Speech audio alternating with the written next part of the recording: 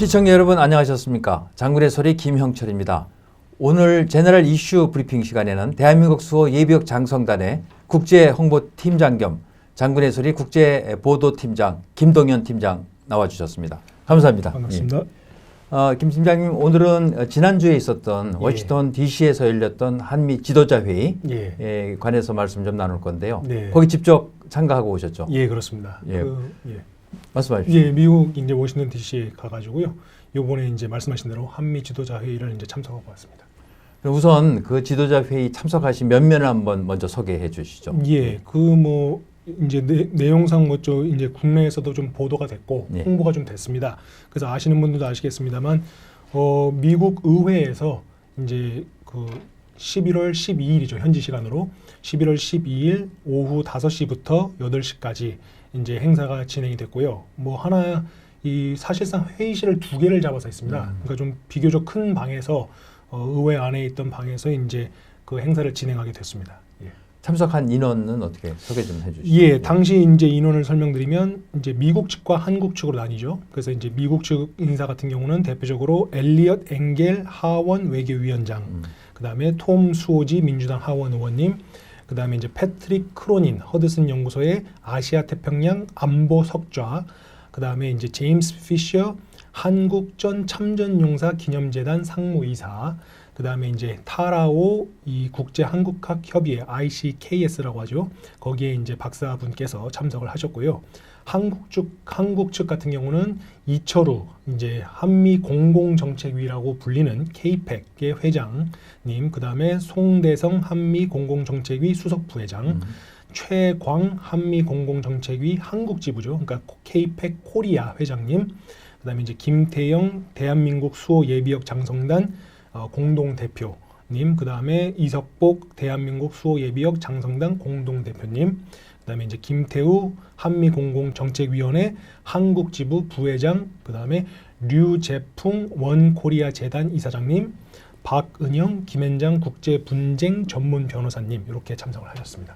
예, 그러니까 미국 측에서는 이제 의회 의원, 하원 의원 2분, 그 중에서는 이제 외교위원장님이 포함돼서 나와주셨고, 기타 이제 연구소의 석자 연구원 및 한국전 참전기념재단의 상무이사님 나오셨고, 우리 측에서는 이제 결국 KPEC, 또 KPEC 코리아, 그리고 대한민국서 예비역 장성단 요 3개 단체가 협력해서 이 회의를 했다 이렇게 요약하면 되겠습니다. 맞습니다. 처음에 광고 나가고 알려졌을 때는 공화당 위원이신 마이클 맥카울 미 하원 외교위원회 공화당 측 간사도 나오시도록 돼 있었는데 아마 실제 당일날은 참석 못하신 거 참석을 못하셨습니다. 그게 이게 모든 이런 의원분들이다 보니까 일정이 좀 타이트한 게 많고요. 또 변수가 많다 보니까 당일날 다른 일정으로 인해서 참석을 못하셨습니다.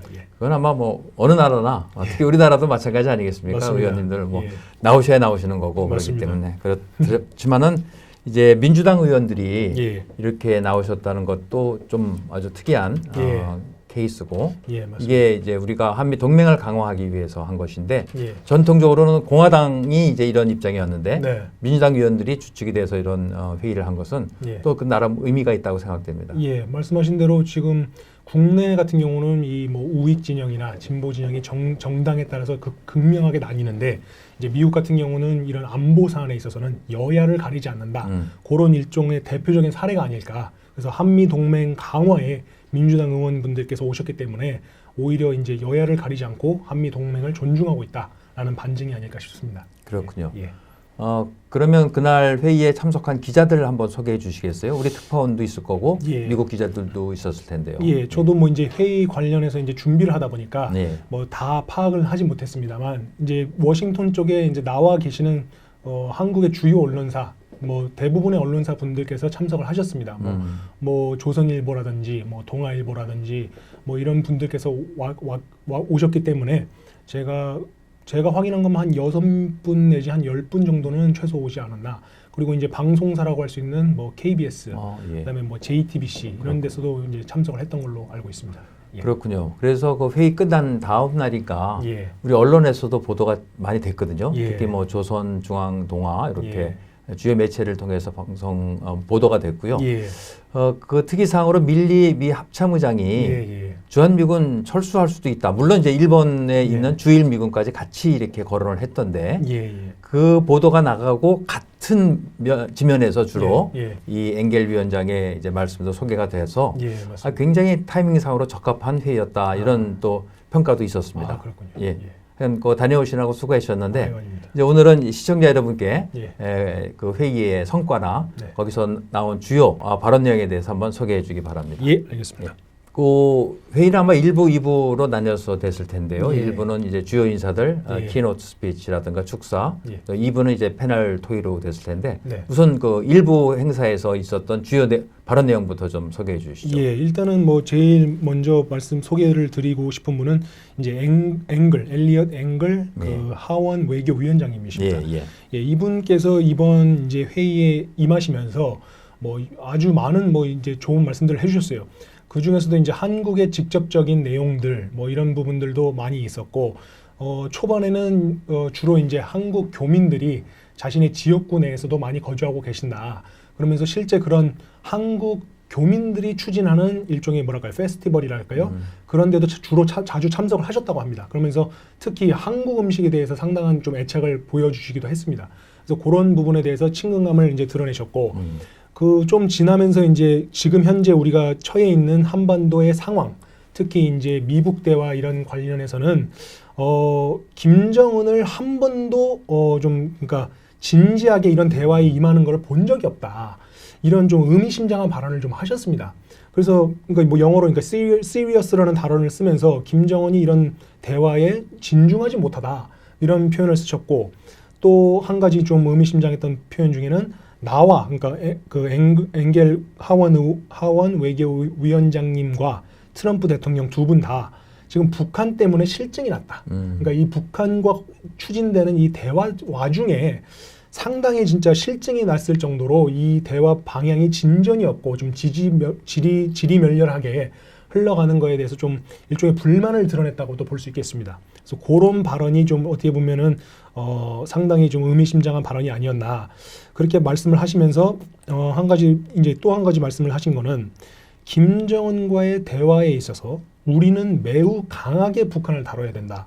그러면서 very tough라는 단어를 쓰셨습니다. 그러니까 한마디로 북한을 쉽게 상대해서는 안 되고 거칠게 상대를 좀 해줘야 된다라는 이런 표현을 또 쓰셨고 이 대화를 하는 와중에 가장 위험에 처한 국가는 바로 대한민국이다. 라는 표현도 해주셨습니다. 그러니까 이 발언을 하시자마자 이제 관중들에서 이제 박수가 터져 나왔죠. 다들 이제 그 부분을 알고 계신다는 걸 보고 놀랐다는 거죠. 그래서 그런 말씀을 하셨고 또 항상 그러니까 우리는 이제 미국은 당신 즉 한국과 함께 할 것이며 우리는 항상 당신 한국 편에 설 것입니다. Stand by you 하면서 이렇게 표현까지 해주셨습니다. 그래서 한미 동맹이 굳건하다라는 것을 강조를 하신 셈입니다. 아 그렇군요. 그렇다면 지금 트럼프 대통령이 이제 추진하고 있는 미북 정상 간의 대화 또 회담 이런 것과는 조금 결이 닿는다는 느낌이 드는데 그렇지만 트럼프 대통령 역시 북한과의 이런 회담에서 실증을 느끼고 있다는 말을 하신 걸 보면은 어느 정도 두 분은 통하는 게 있는 거라고 생각이 되네요. 네, 맞습니다. 요거와 관련해서도 이제 나중에 좀 후반부에 있어서 제가 이제 청중 중에 이제 관중분께서 던진 질문과 또 제가 던졌던 질문에 대한 대답에 대해서도 또 이따가 말씀을 또 드리겠습니다. 그럼 나머지 또 민주당의 수호지 의원도 있고 그러니까 그것도 마저 소개해 주시죠.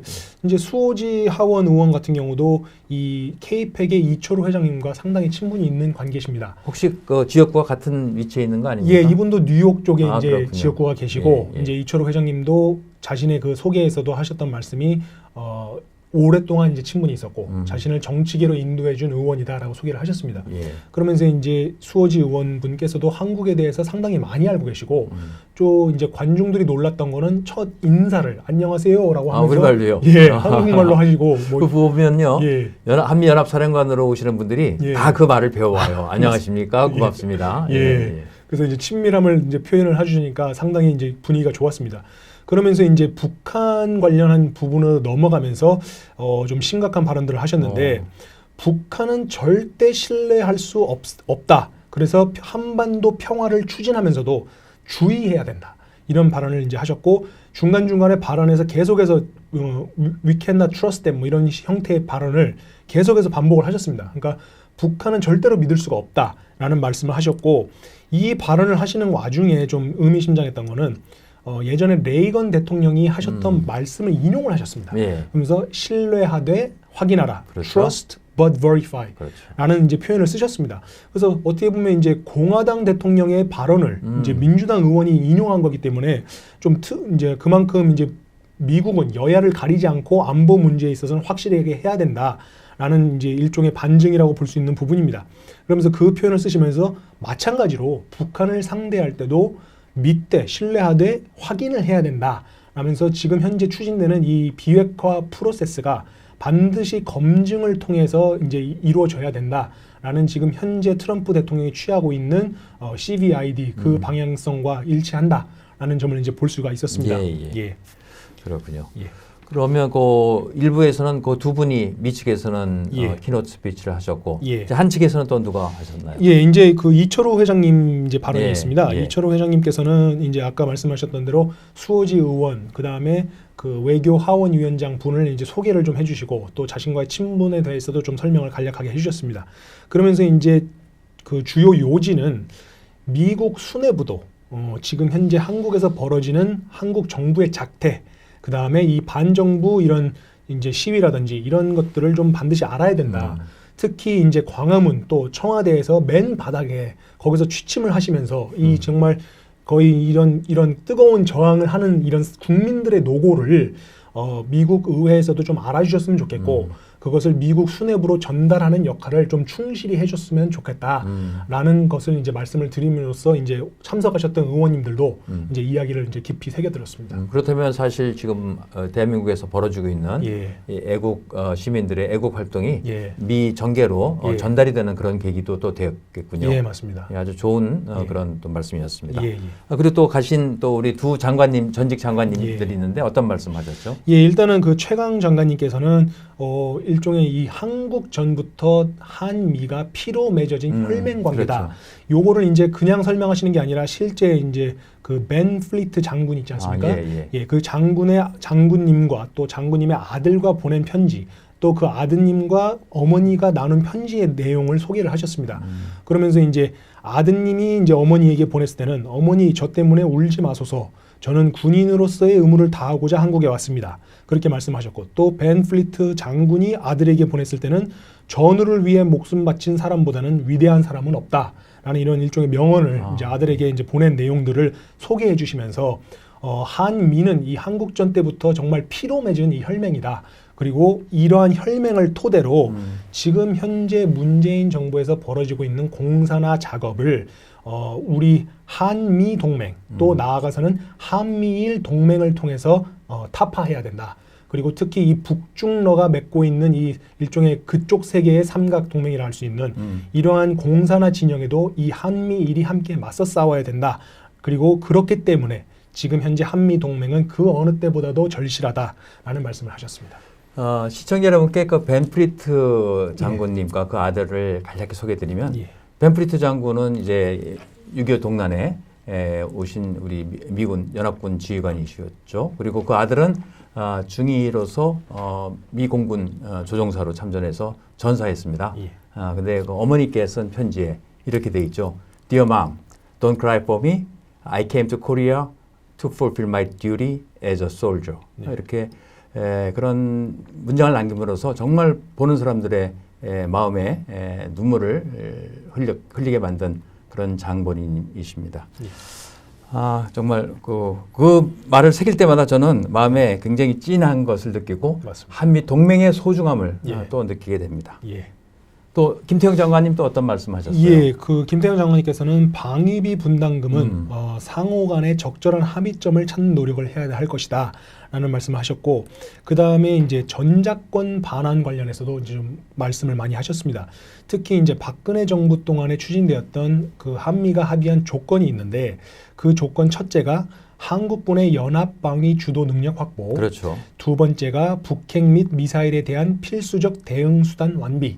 세 번째가 한반도 및 주변 안보 환경 호전 등 세 가지에 대해서 이제 설명을 하셨습니다. 그래서 요 세 가지를 검증하는 또 단계가 있지 않습니까? 그렇죠. 요 세 가지가 이제 소위 말해 IOC 초도 작전 능력, FOC 그 완전 작전 능력, 그다음에 세 번째가 FMC 그 완전 임무 능력. 그렇죠. 요 세 가지를 이제 거쳐야 된다라고 말씀을 하시면서 사실상 지금 현재 이 1단계도 제대로 거치지 않은 상태인데 문재인 정부는 무리하게 지금 자신의 임기 안에 이 전작권 반환을 지금 추진하는 모양새다. 그래서 이것이 상당히 우려된다라는 이런 우려를 표명을 하셨습니다. 그래서 이런 부분에 있어서 이제 미국 측에 전하는 메시지가 컸고요. 나중에 또 뒤에 가서 또 설명드리겠습니다만 패널 토의 관련해서는 지소미아 파기에 관해서도 일종의 좀 새로운 방안을 좀 이제 제시를 하셨습니다. 사실 지금 문재인 정부가 전시작전 통제권 전환의 로드맵을 설정해 놓고 금년 2019년에는 IOC 초기 작전 능력을 평가하고 2020년에는 FOC 완전 작전 능력을 평가하고 2021년에 FMC 완전 임무 수행 능력을 평가한다.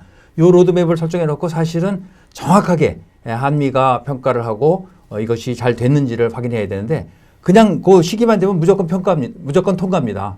이게 굉장히 위험한 거죠. 그러니까 법적으로는 이걸 다 했다 하는 얘기를 하겠지만은 그 내용상으로 봤을 때는 전혀 준비가 안 돼 있다고 저는 판단이 됩니다. 그다음에 또 우리 대수장의 운영위원이신 이석복 장군님 맞습니다. 또 참여를 하셨으니까 이석복 위원장님께서는 이제 그 저희 대수장이란 단체가 이제 미국 쪽에 많이 알려지지 않았다 보니까 그런 내용을 좀 많이 전달하시는데 이제 좀 치중을 하셨습니다. 그래서 지금 대수장이 어떻게 만들어졌는지 또 이거에 대한 목표 설정을 어떻게 했는지를 이제 설명하셨는데 그 첫 번째로 자유민주주의 체제를 수호하는 것이 대수장의 첫 번째 목표다. 두 번째로 위장평화 및 공산화를 척결한다. 세 번째로 한미동맹의 결속을 강화한다라는 말씀을 하셨고 또 지금 현재 대수장이 추진하고 있는 사안들 이를테면 지금 저희가 방송하는 장군의 소리 같은 유튜브 채널을 운영하면서 국민 계몽과 또 미국에도 지금 현재 벌어지는 이 시국 상태를 전달하고 있다. 그리고 9.19 군사 합의를 규탄하고 또 전현직 국방장관들이 그 체결한 그 한국을 이제 위태롭게 만들고 안보 상황을 위태롭게 만들고 적을 이롭게 한 그 군사 합의를 맺은 이제 전현직 국방장관들을 검찰에 기소했다. 이적죄로 고소했다라는 내용. 그다음에 범국민 대회를 지금 추진하고 있는 이런 형태들에 대해서 이제 설명을 했습니다.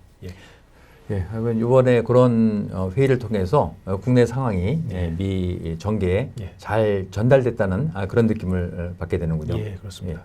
그다음에 이제 2부 패널 토의로 가서는 이제 전문가 토의가 있었을 텐데요. 그 현장 스케치도 한번 해주시죠. 2부 토의 같은 경우는 제일 먼저 이제 크로닌 이제 한국 석자분께서 설명을 하셨습니다. 잠깐만, 크로닌께서 그 허드슨 연구소에 맞습니다.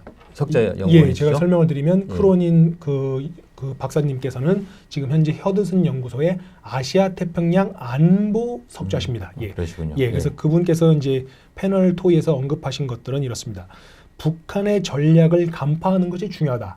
지금 현재 이 한마디로 공산화 작업을 하고 있지 않습니까? 그리고 이제 적화 통일을 꿈꾸고 있고 또 핵을 포기하지 않고 있고 이러한 상황들에 대해서 미국뿐 아니라 한국이 함께 그 계략을 간파하는 것이 중요하고 설사 그 계략을 간파하는 와중에 좀 틀리거나 좀 잘못되더라도 일단은 그 시도 자체가 상당히 중요하고 그것으로서의 의미가 있다라는 설명하셨고 그 다음에 이제 크로닌 박사님께서 그러니까 이 석자께서 내년이 어떨 것인지에 대한 일종의 전망도 내놓으셨습니다. 그러면서 이제 하시는 말씀이 내년에는 북한이 더 많은 미사일을 쏠 것이다. 그리고 이 더 많은 미사일을 쏠 때 분명히 북한은 한미일이 가지고 있는 공백 지점을 반드시 노릴 것이다. 그러면서 구체적으로 약간 이 동해 지역이라든지 이런 지역에서 일종의 뭐랄까요, 차폐 지역이랄까요? 그런 공백을 향해서 미사일을 많이 쏠 것이고 그 과정에서 한국이 어떻게 대응할 것인지 또 일본이 어떻게 대응할 것인지 미국이 어떻게 대응할 것인지가 우리에게 주어진 과제일 것이다 라는 의미심장한 말씀을 하셨기 때문에 북한의 도발이 점점 더 강해진다면 여기에 마땅한 지금 대응과 준비를 당연히 해야 될 걸로 지금 생각이 됩니다. 그리고 지금 이러한 대화가 오가는 중에도 북한은 올해 수많은 미사일을 발사했지 않습니까? 그렇죠. 그렇기 때문에 올해는 북한에게 있어서 대화를 추진함과 동시에 미사일을 많이 발사한 뜻깊은 해이다. 그러니까 북한의 입장에서 그렇다는 거죠. 그렇기 때문에 이러한 사실을 간과해서는 안 된다라는 일종의 저희들에게 좀 자각의 이런 목소리로도 전달을 하셨습니다. 그러면서 종국에는 지소미아 파기는 한미일 삼각 안보 공조의 축을 무너뜨리는 것이다. 그렇기 때문에 이 지소미아 파기는 해서는 안 된다라는 말씀으로 매짐을 하셨습니다. 맞습니다. 사실 지소미아 파기에 대해서 가장 반대를 하고 우려의 목소리를 냈던 단체가 바로 저희 대한민국 소예비역 장성단이거든요. 이거는 한미일 안보 협력의 발판이고 정말 중요한 자산이고 특히 한미 동맹에 직접적인 영향을 미치기 때문에 절대로 파기해서는 안 된다 이렇게 주장을 했죠. 근데 이제 수일 내로 이것이 완전히 파기가 될지 그 결정이 번복이 될지 이제 저희들이 알게 되겠지만 정부는 지금이라도 다시 한번 재고를 해주기 바랍니다. 그리고 거기에 대해서 제가 하나 좀 짚고 넘어가고 싶은 것이 있는데 금년에 북한이 미사일을 많이 쐈죠. 근데 대부분이 단거리 미사일이라서 트럼프 대통령 입장에서는 뭐 걱정하지 않는다 이런 반응이 나왔는데 이분 크로린 석자께서는 내년도에 발사하는 미사일이 과연 ICBM을 포함할지 그런 것에 대한 얘기는 없었습니까? 구체적인 미사일 종류를 말씀하시진 않았습니다. 그리고 지금 말씀하신 대로 트럼프 대통령이 이건 심각한 위협이 아니다라고 이제 말씀을 하셨는데 그 부분에 대해서는 이후에 김태우 박사님께서 언급을 하셨습니다. 그렇기 때문에 그 부분도 또 설명을 또 드리도록 하겠습니다. 그렇죠.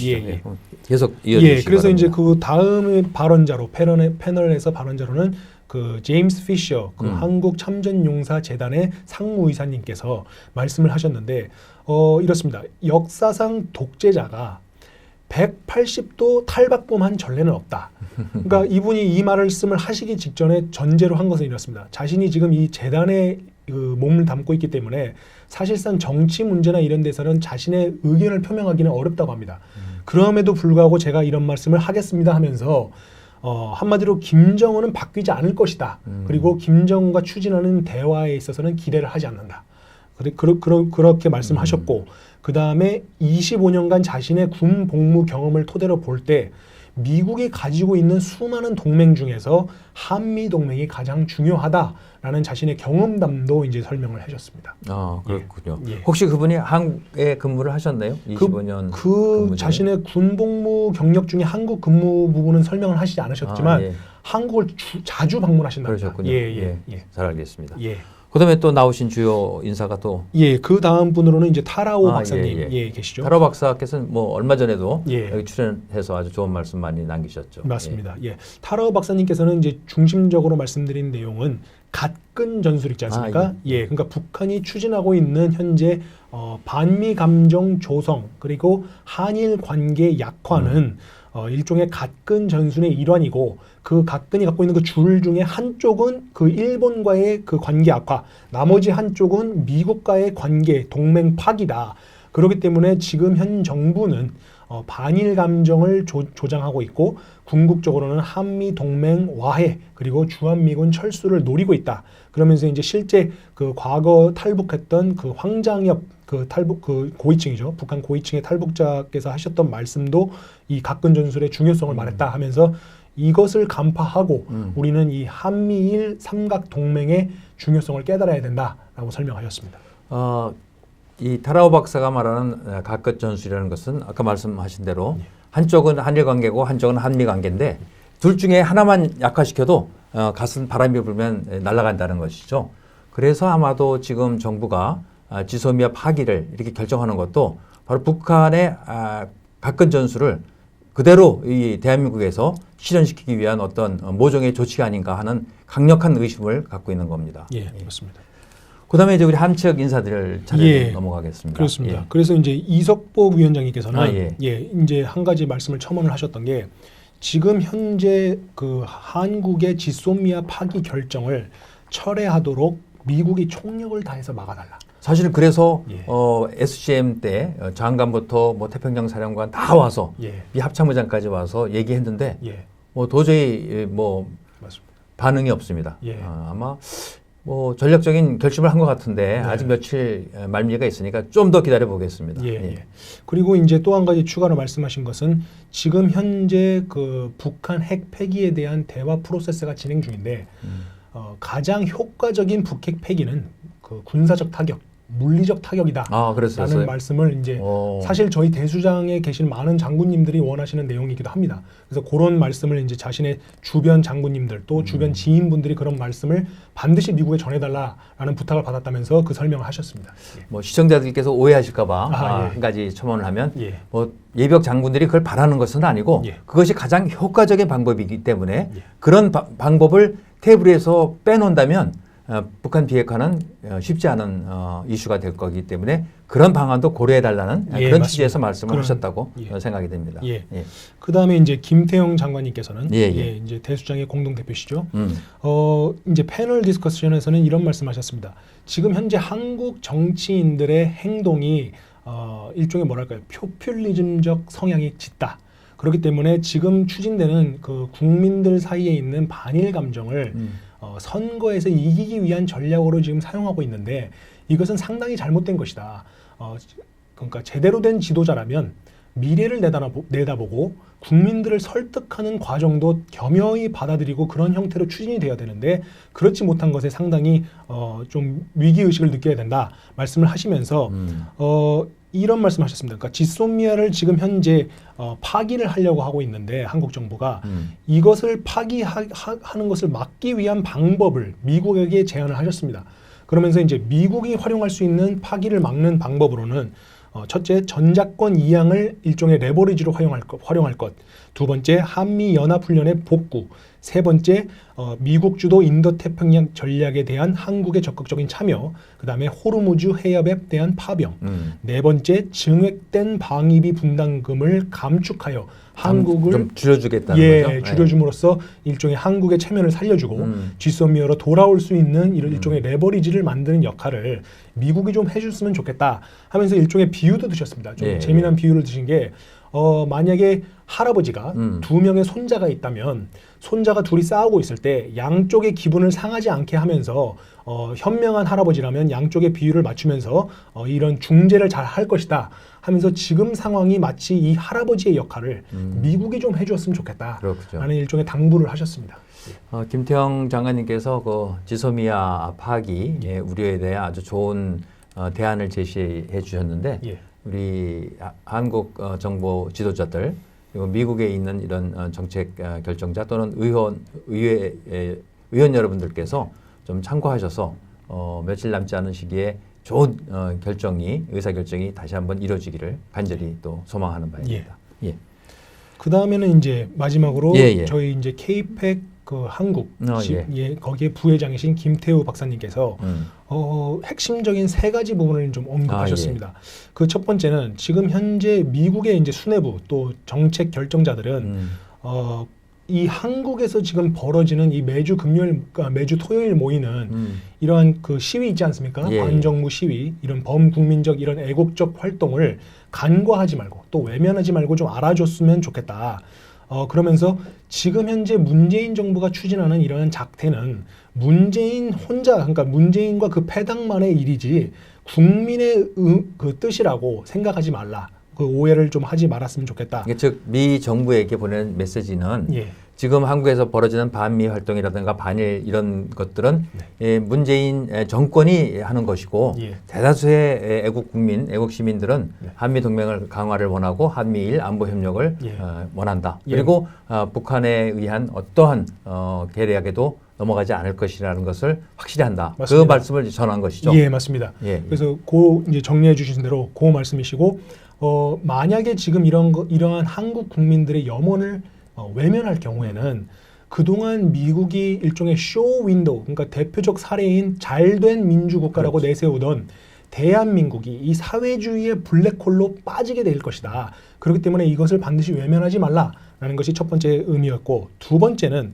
지금 문재인 정부는 이 한미 동맹을 약화시키거나 이런 과정으로 가고 있는데 지금 이 시점에서 동맹 체제를 조정하지는 말아야 된다. 그러니까 시기적 문제가 있다는 거죠. 그리고 동맹끼리 조율을 위한 협의는 필요하지만 지금이 아니라는 겁니다. 그러니까 지금 이런 벌어지는 이런 이 논의의 시점이 나중에 좋은 정부가 들어오고 난 이후에 논의를 해야지 지금 현 시점에서는 이런 동맹에게 치명적인 사안들을 결정하지 말라. 예, 결정하지 그렇죠? 말라. 예, 이거 상당히 위험하다라는 발언이시고 아주 정확한 지적이시고 또 예. 건의라고 봅니다. 예, 그리고 이제 지금 이제 세 번째로는 예. 이렇습니다. 지금 애국 국민들이 우려하고 있는 것은 트럼프 대통령이 계속해서 하시는 발언들 있지 않습니까? 예, 예. 일종의 저희 국민들이 좀 깜짝깜짝 놀라는 것들, 그러니까 방위비 분담금을 갑자기 올리신다거나, 뭐 주한민군 철수를 좀 시사한다거나 이런 발언들을 좀 자제해 주셨으면 좋겠다. 그러면서 이것이 일종의 뭐랄까요?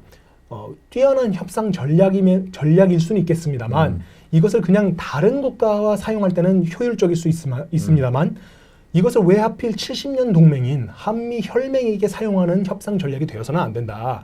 그렇기 때문에 지금 이 시점에서 방위비 분담금을 갑자기 올린다면은 이것은 도리어 우리의 반대 세력인, 즉 이 문재인 정부에 옹호하고 있는 세력을 도와주는 빌미를 제공하기 때문에 이런 발언들은 좀 삼가해 주셨으면 좋겠다라는 이제 말씀을 이제 하셨습니다. 그렇군요. 아주 트럼프 대통령에 대한 직언까지도 해주셨는데. 예. 근데 이제 최근에 보도해 보면 일본에 대해서도 방위비 분담금을 아주 대폭적으로 예. 한 3배 이상 4배 가까이 예. 증액을 요구했다는 것을 보면은 예. 이게 아마 트럼프 대통령의 어떤 굳은 신념이 아닌가 하는 생각도 들고요. 물론 예. 뭐 이것은 이제 오포기 때문에 5배 또는 4배 다 주지는 않겠지만 예. 하여간 초기 협상에서 이만큼 올려놨기 때문에 예. 굉장히 어려움을 겪는 거죠. 협상 단계에서. 예. 그런 측면에서 작년에 우리가 방위비 분담금 협상을 정말 잘못했다. 예.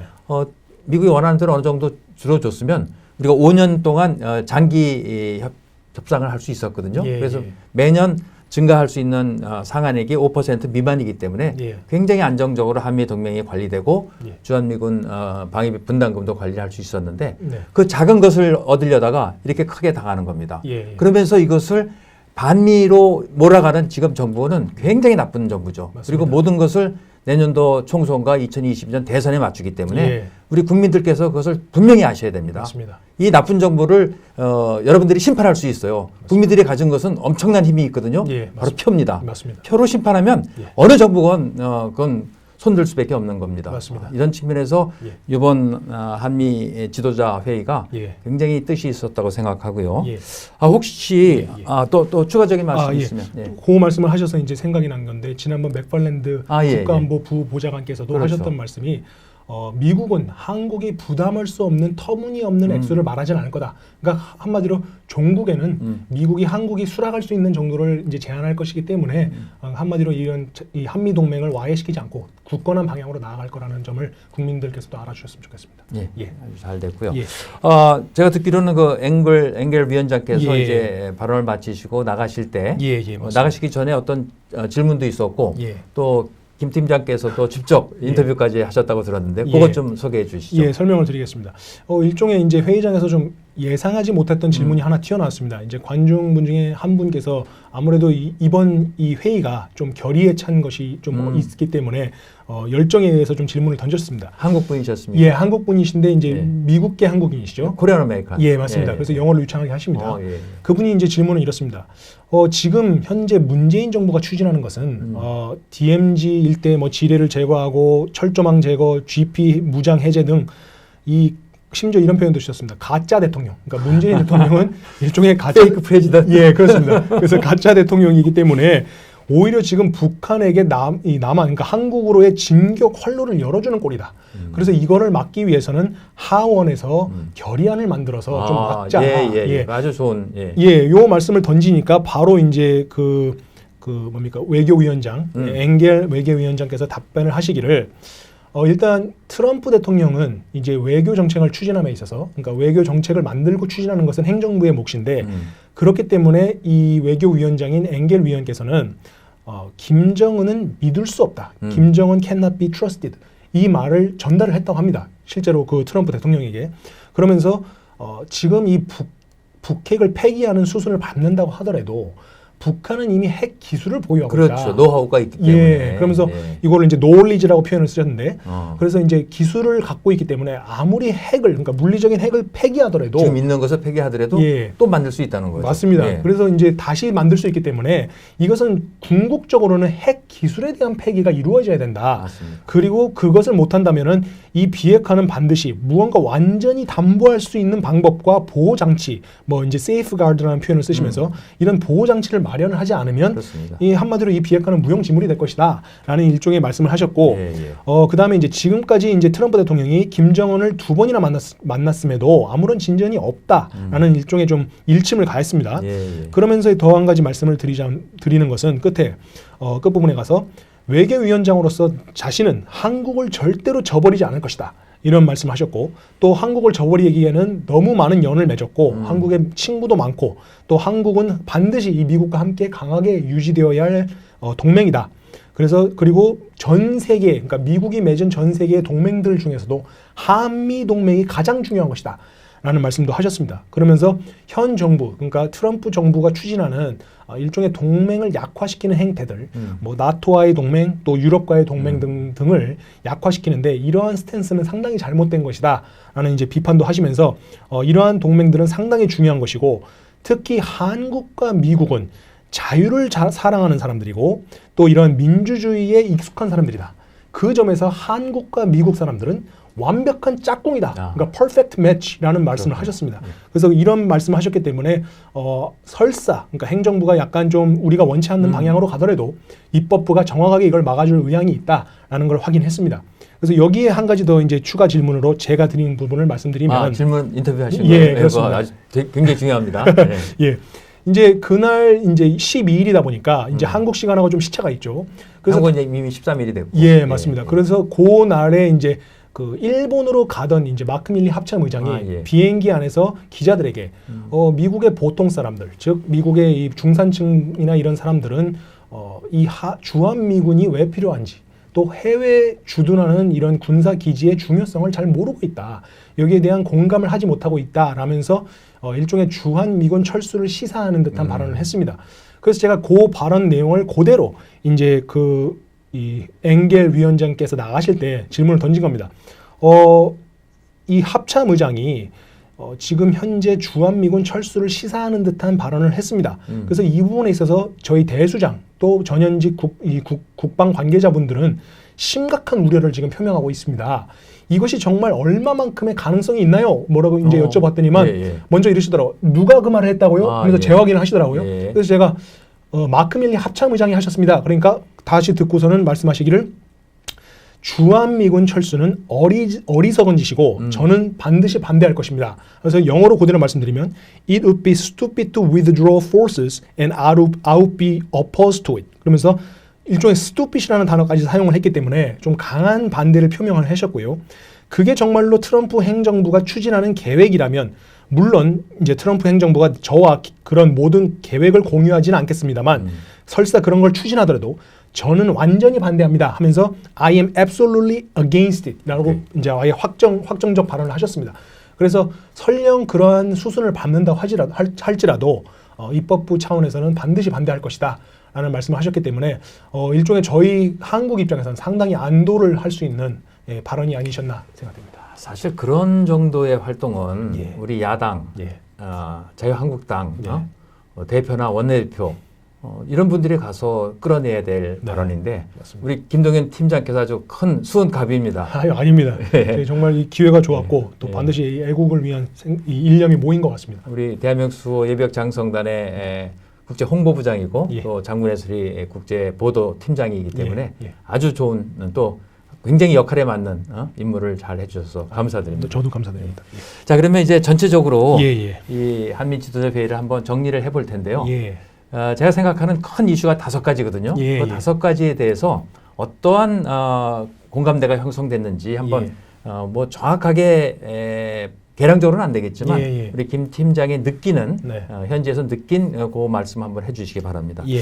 우선 제일 중요한 게 예. 주한미군 철수죠. 바로 맞습니다. 직전에 얘기했었는데 예, 예. 주한미군 철수에 대해서는 엥겔 위원장께서 단호하게 말씀하셨지만 맞습니다. 예. 다른 분들도 또 뭐 거론해 주신 분이 있습니까? 그러니까 제가 뭐 어느 분인지 다 기억은 못합니다만 이 주한미군 철수 문제에 대해서 많은 분들이 이야기를 하셨습니다. 아, 예. 그렇지만 이 철수는 절대로 일어날 것이 아니다라는 게 전부 이제 저희가 종결하면서 나온 답이기 때문에 궁극적으로는 철수는 있을 수가 없고 예. 주한미군 철수는 이 한미 동맹이 기초기 때문에 절대로 이게 있을 수가 없다. 그리고 한미 동맹과 이 주한미군은 함께 가는 것이기 때문에 반드시 그대로 있을 것이다라는 이제 확답을 이제 얻었습니다. 그렇죠. 사실 주한미군이라는 것은 한미 동맹의 산물이고 예. 그것의 징표거든요. 맞습니다. 주한미군이 없는 한미 동맹은 의미가 없는 것이죠. 예. 다음에 이제 지소미아 파기, 네. 이제가 굉장히 중요한 문제고 앞으로 이제 2, 3일 내로 다가왔습니다. 예. 이것에 대한 그쪽 분위기는 어땠습니까? 지금 이제 그 크로닌 그 아까 허드슨 연구소의 아시아 태평양 안보 석자님께서도 말씀하셨다시피 이 지소미아를 파기하는 것은 자멸 행위와 같다. 예, 이런 말씀을 하셨습니다. 그러면서 이것이 이제 전시에 얼마나 중요한지를 말씀하시는데 전쟁이 발발했을 경우에는 만약에 이게 파기가 됐다면 한국과 일본 사이에 정보 교류의 브릿지가 없기 때문에 그 정보 교류의 브릿지 역할을 미국이 하게 된다. 그 말은 이 시급한 전쟁 그렇죠. 상황에서 정보 교류가 원활하지 않음으로 인해서 엄청난 피해가 있을 것이다. 라는 일종의 그런 발언을 하신 겁니다. 그렇기 때문에 한국과 일본이 직접적인 정보 교류를 위해서라도 지소미아는 반드시 필요한 것이고 그것이 그렇기 때문에 우리가 계속해서 한미일 삼각 동맹, 삼각 안보 협력 체계의 기초다라고 이제 언급을 하는 이유다라는 말씀을 하셨습니다. 예, 맞습니다. 그 제가 이제 우리 김 팀장께서 작성하신 기사를 쭉 보니까 예. 특히 타라오 박사는 예. 일본에 위치하고 있는 UNC 레어 유엔 사령부의 후방 기지가 예. 7개가 있는데 예. 이 기지들이 다 한국에 우발 사태가 발생했을 때 예. 유엔군 또는 미군 증원 전력들이 들어와서 네. 정비를 해서 우리나라로 들어오는 예. 그런 기지인데 예. 이런 기지를 사용하는데 굉장히 장애가 될 것이다. 예. 그래서 이런 것들을 빨리 한국 국민들이 알고 네. 한일 관계를 잘 풀어나가야 된다는 네. 말씀을 하신 걸로 알고 있어요. 맞습니다. 예. 사실 그 부분이 예. 굉장히 중요한 부분이거든요. 한일 관계를 우리가 고려하는 데 있어서 예. 그런 것들을 우리 국민들께서 좀 잘 아시고 예. 우리 정부한테 좀 압박을 가해야 될 시기가 아닌가 그런 생각이 듭니다. 맞습니다.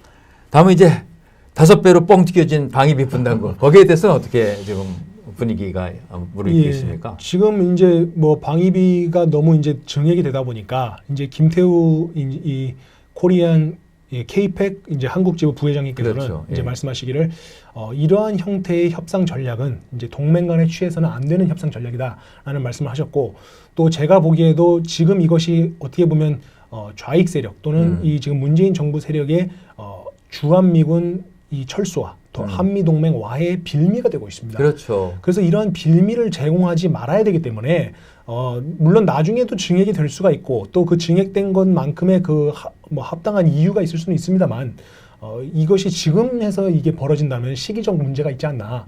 저도 그래서 이제 김태우 그 부회장님께서 말씀하신 것과 동의하는 바이고 이걸 적정한 선에서 적정한 이 타협점을 양국이 찾아서 체결하는 쪽으로 이제 하는 게 좋지 않을까 싶습니다. 맞습니다. 예. 그래서 이 방위비 분담금에 관해서는 아까도 제가 말씀드렸습니다만은 예. 2018년 말에 예. 행한 방위비 분담금 협상이 대단히 잘못된 것이다. 예. 그때 총액을 제한하기 위해서 1년 단위 계약을 맺었기 때문에 지금 이런 일이 벌어진 거거든요. 맞습니다. 이거에 대한 책임은 트럼프 대통령이 아니라 문재인 대통령이 져야 된다. 맞습니다. 저는 그렇게 말씀드리고 싶습니다. 예, 동감합니다. 예.